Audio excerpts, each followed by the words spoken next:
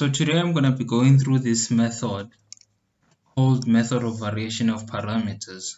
It's differential equations. So I'm going to explain this method with an example, right? So with this method, you can be able to solve any non-homogeneous equation of this form, right? So now, as any differential equation, your first task will be to find your complementary solution, right? Which is of this form, where y1 and y2 are functions, a and b are constant, right? So when you have your complementary solution, the next task is to find your particular solution, which is your yp, right? So in this case, we're gonna let our yp be dependent of u1 y1 plus u2 y2, where u1, right, where u1 and u2 are unknown functions, right? We don't know them, but then y1 and y2 are from our complementary solution, right? So with that said, I'm just going to skip to these equations, right? There's a way that show you how you get to these equations in the textbook. Well, I skipped that process, but then because when you're answering these questions, you really don't need to show these steps on how you got here, right? But you can run to the textbook and just check out these equations. It's really simple. Now that thing, you can write it in matrix form, which is something like this when it's in matrix form, right? So when you have it in this form, now you're gonna use the Wronskian to check the invertibility of this matrix, right? So if this matrix is invertible, so that means we can find u prime 1 and u2 prime, right?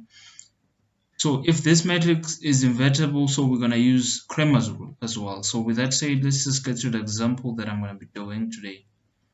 So the example is y double prime plus y equals to 10t, right? So getting to the solution, the first thing is your characteristics equation, right, which is of this form. So with that said, we get our r, which is plus or minus I, right, complex. So our yc, the complementary solution, will be of this form, right? So take note that sine t becomes our y1 and cos t becomes our y2, right? So now, with that said, we're going to let our yp be u1. Remember u1, the unknown function. Sine t is the y1. u2 is again the unknown function. Cos t is our y2 over there. So u1 and u2 are unknown functions. Take note. So with that said, remember from there, when you now have your yp, you can just skip straight into this thing, right? So with this thing, the first equation, you derive y1 and then you keep y1 the way it is. You derive u2 and then you keep y2 the way it is. The second equation, you derive both of them, right? So you're deriving u1 and sine t, u2 and y2. You're gonna get this, and then you say this is equals to f of x, and then here you could have chosen any term. It could have been any constant for like it could have been 10, 100, or any number. For just simplicity's sake, we just choose 0. So in matrix form, it becomes like that, right? So with that said, now we do have our matrix over here. So you see our matrix over there.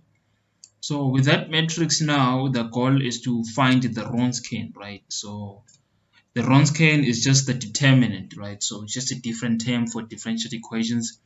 So we just take these terms, we plug in there, we find the determinant. This times this, we get negative sine squared. That times that minus, so we get cos squared, which is minus 1. And take a note that this is not equals to 0. So definitely that matrix is invertible, meaning u1 prime and u2 prime are definitely real solutions. So now the following thing will be to find w1, right? So w1, finding w1, you're gonna take this term here, you plug it in first. It's like you're replacing these guys over here.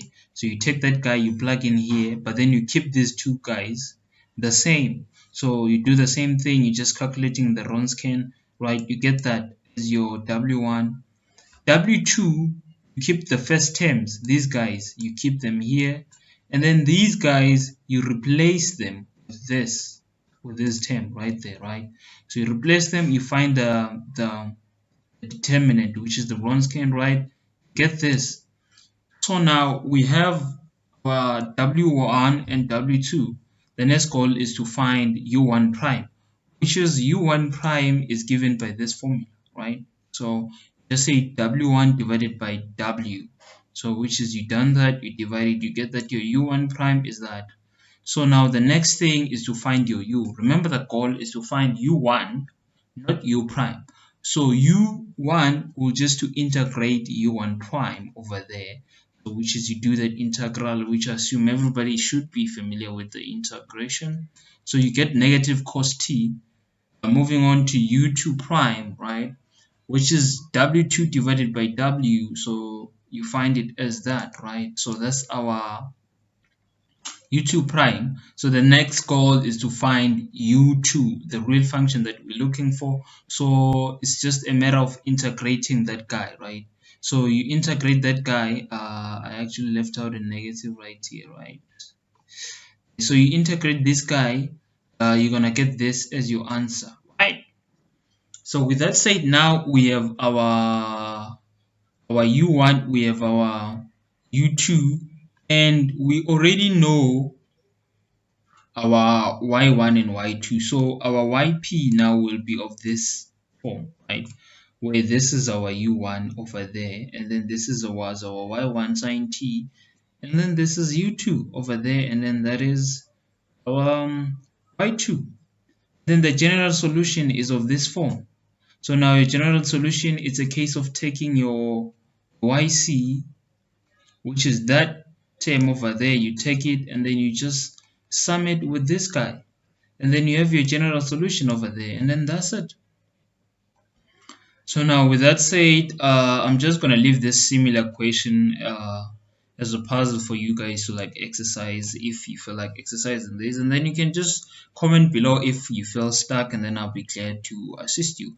Well, the only difference is that this one has initial conditions, so that means after finding your general solution, you're gonna have to use these initial conditions to find the actual solution that does not have constant in it, that does not have a non-constant in it. So yeah, that will be it. So thank you for tuning into my video, guys.